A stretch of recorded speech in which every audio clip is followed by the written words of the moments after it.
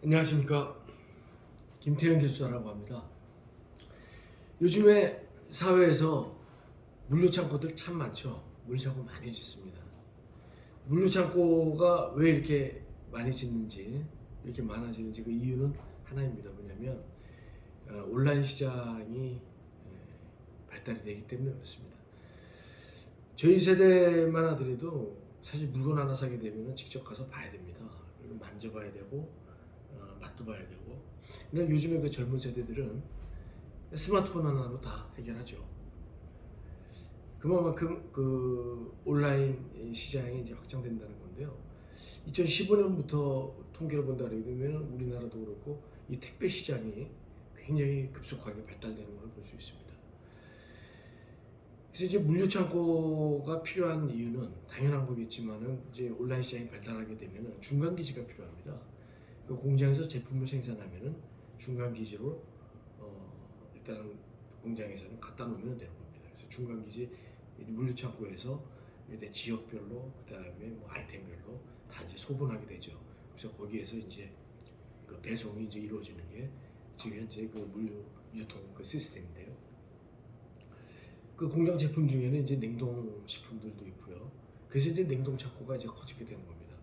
그래서 냉동 창고가 그 전에만 한다 그래도 뭐 그 옛날 얘기입니다만은 1000평만 해도 굉장히 컸던 시절이 있었죠. 근데 지금은 뭐 1000평, 뭐 5000평 이런 거 가지고는 지금 뭐 사업을 할 수가 없습니다. 적어도 10,000평 이상 돼야 요즘은 거의 뭐 10,000평 이상 뭐 보통 20,000평, 30,000평 뭐 그냥 뭐 대부분 그 30,000평, 20,000평짜리고요. 그래서 냉동 창고가 그만큼 이제 커졌습니다. 그만큼 물동량이 많고 그 이제 수요가 많다는 거죠. 근데 이제 문제는 제가 왜 오늘 제가 이 말씀을 드리고 제가 이 채널을 제가 운영을 하느냐. 사실 그 목적은 제가 그 냉동 창고를 설계하고 냉동 창고를 짓고 시공을 하고 이런 제가 그 사업을 하다 보면은 냉동 창고를 잘 지어놨는데 실질적으로 들어가서 본다 그러게 되면은 운영되는 게 한 60%밖에는 운영이 안 돼. 한 40%가 서 있는 그런 창고들을 제가 많이 봐요. 왜요? 고장이 났다는 거예요.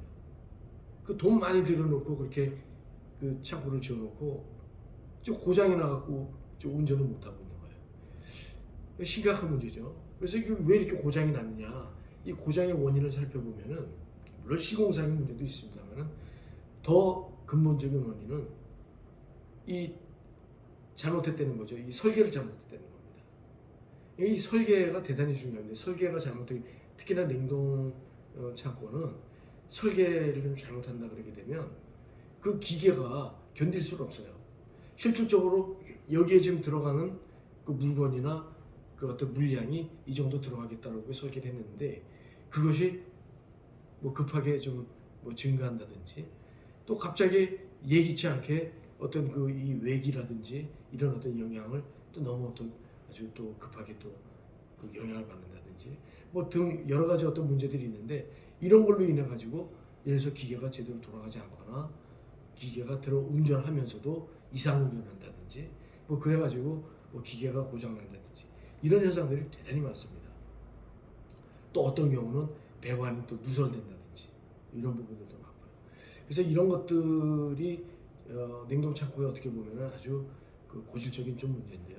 그래서 제가 이 채널을 운영하게 된 그 목적 중에 하나가 우선 냉동 창고 사업을 하시거나 그 다음에 이쪽 그 분야에 계신 분들한테는 제가 핵심적인 기술 정보를 제가 전달을 드려야 되겠다.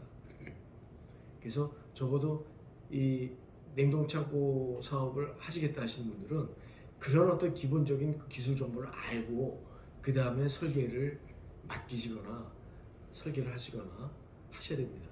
내가 모르고서는 문제가 발생됩니다. 그래서 그런 어떤 기술 정보를 제가 드리고자 하는 것이 이 채널의 어떤 그 목적입니다.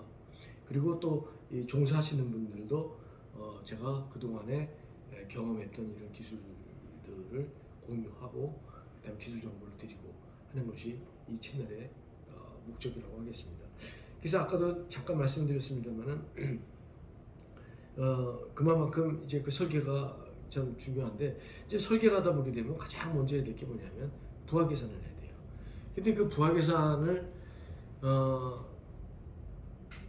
잘 못하거나 잘하거나 잘못하거나 이건 어떻게 보면 부화 계산이라는 거는 단순하고 어떻게 보면 쉽게 접근할 수가 없습니다. 왜냐하면은 책에다 나와 있습니다. 책에 우리 이 편람에도 나와 있고 책에 나와 있기 때문에 그 양식이 나와 있기 때문에 그 양식에 맞춰 가지고 계산만 하면 되기 때문에 굉장히 쉬울 수가 있죠. 그런데 중요한 거는 그 숨어져 있는 거기에 이렇게 나타나지 않는 숨어져 있는 그러한 어떤 그 팩터를 얼마를 잡아나갈 거냐는 거에 대해서는 그건 참 많은 경험이 필요합니다. 그래서 이 부하 계산이 잘 못 나오게 되면은 장비의 어떤 용량도 선정할 수가 없는 거고 선정이 한다 그러더라도 잘못하게 선정되는 거고 그래서 그만큼 제가 부하 계산을 제가 강조하고 중요한 부분으로 제가 말씀드리는 겁니다. 그래서 이제 제가 이 시간에 지금 부하 계산은 요 다음 시간에 제가 좀 더 구체적으로 제가 좀 말씀을 좀 드리겠고요. 그래서 지금 그 창고의 그 고장난 원인, 그 다음에 설계가 이만큼 중요하다라는 걸 제가 말씀을 드리고 또 이제 설계를 하셔야 되는데 이제 그 창고 사업자 하시는 분들이 설계를 그냥 냉동 창고 설계사무소에다가 그냥 이렇게 맡기시는 건데 이제 내가 좀 알고서 맡기셔라는 말씀이죠. 이제 이 시간 이후부터는 그래서 적어도 그런 어떤 결함들을 그런 문제들을 미연에 조금이라도 좀 예방할 수 있었으면 좋겠다.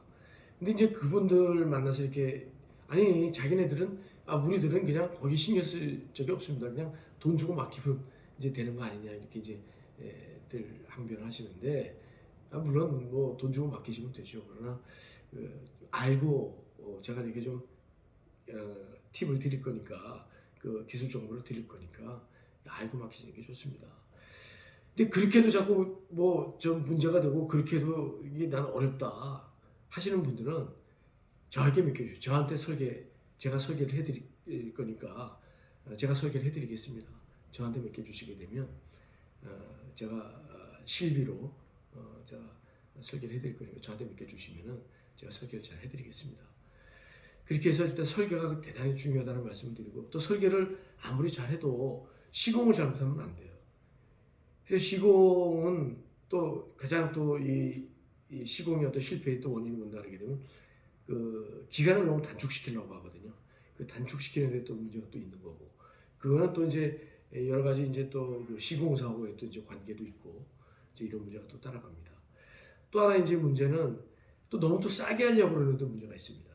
그래서 이제 저한테 많은 그런 질문들을 해요. 이게 냉동 창고를 이렇게 지으려고 하는데 비용 얼마면 지을 수 있겠냐 이런 또 말씀들을 또 많이 했는데 냉동 창고를 그 단순하게 이거 지금 몇 평 짓는데 얼마입니다 라고 이렇게 쉽게 이렇게 말씀드리기는 정말 어려운 문제죠.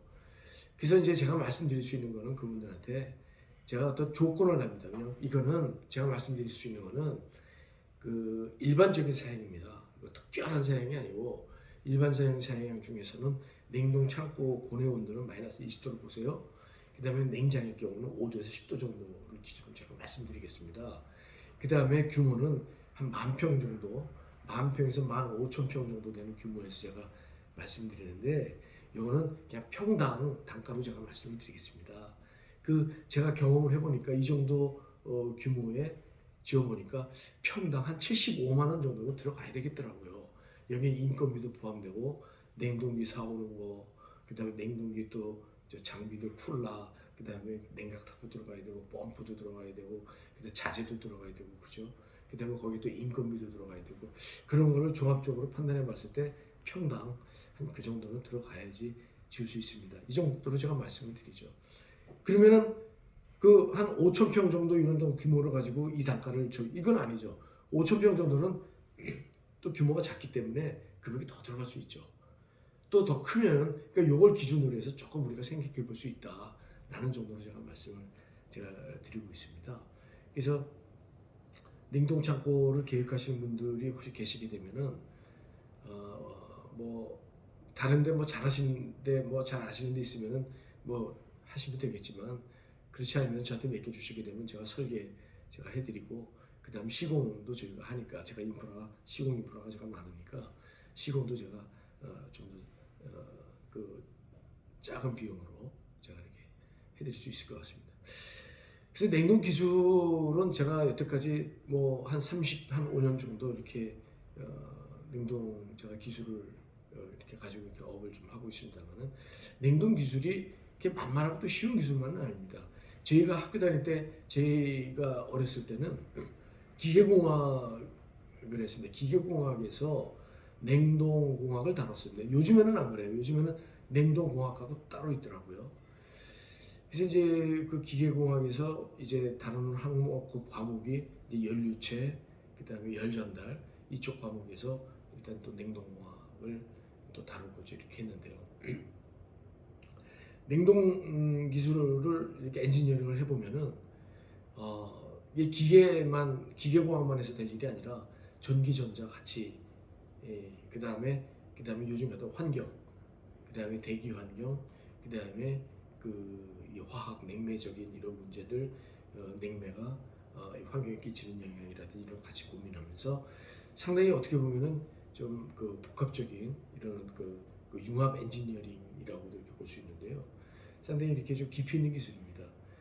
그래서 이제 이런 걸 가지고 우리가 이제 이런 거를 응용해서 어떨 때는 굉장히 어떤 고난이의 그런 설계도 할 때도 있습니다. 사실 더 특수 목적의 더 의약품이라든지 이런 것들을 뭐 설계한다든지 이런 걸 아주 그 급속 냉동이라든지 초저온 이런 것들은 또 다른 차원의 어떤 그 이제 엔지니어링이 좀 되겠죠.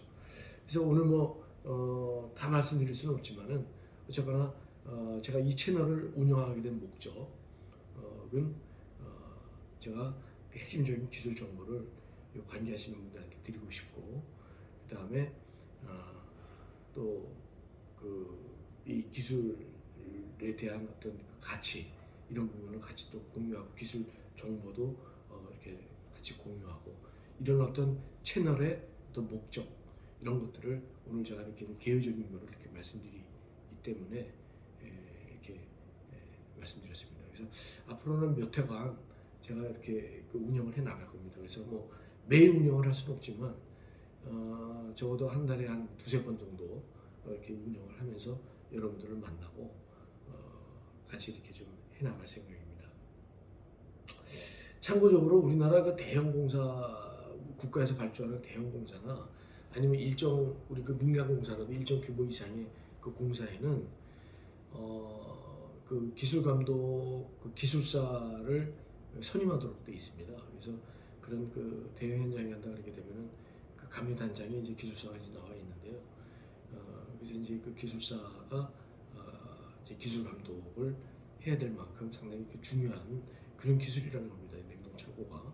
그래서 우리 사회에서 많은 그동안의 그 문제도 일으켰잖아요. 그래서 뭐 참 화재도 많이 일어나고 그다음에 화재가 없다 그러더라도 뭐 배관이 터져가지고 또 사람이 죽고 하는 이런 어떤 사회적인 이제 그런 문제들도 좀 냉동 창고가 갖고 있기 때문에 어떤 기술 관리나 기술 감독 이런 부분들은 대단히 중요한 그런 영역입니다.